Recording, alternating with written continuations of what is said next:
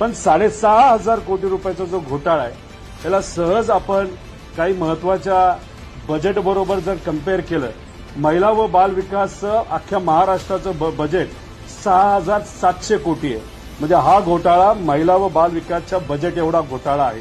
कौशल्य विकास जे युवांसाठी महत्वाचं आहे 3,247 कोटी म्हणजे डबल घोटाळा इथं झालेला आहे. पर्यटन विभाग 3,400 कोटी, मायनॉरिटी 1,500 कोटी म्हणजे याच्या 4 पट घोटाळा झालेला आहे.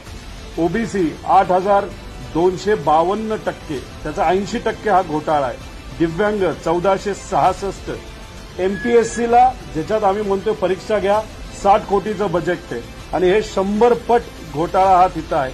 सारथी, भारती, महाज्योती, टीआरटीआय, अमृत ह्या सगळ्या संस्था घेतल्या 300 कोटी दिले जातात आणि हा भ्रष्टाचार 6,500 कोटी. आम्ही म्हणतो 100 रुपयाला परीक्षा घ्या, पण इथं भ्रष्टाचार करायला यांना कुठेही काय वाईट वाटत नाही. धाराशिव जिल्ह्यामध्ये खरीप 2022चा पीक विमा मिळावा यासाठी तिथं शेतकरी अनेक दिवस अनेक महिने आंदोलन करत होते. त्यानंतर त्यांचा हक्काचा 50 कोटीचा विमा मिळाला आणि इथं असणारे जे मंत्री आहेत आरोग्य विभागाचे त्यांनी डायरेक्ट 6,500 कोटीचा घोटाळा, कांदा अनुदान 800 कोटीचं. त्यामुळे हे जे काय आहे ते फार वाईट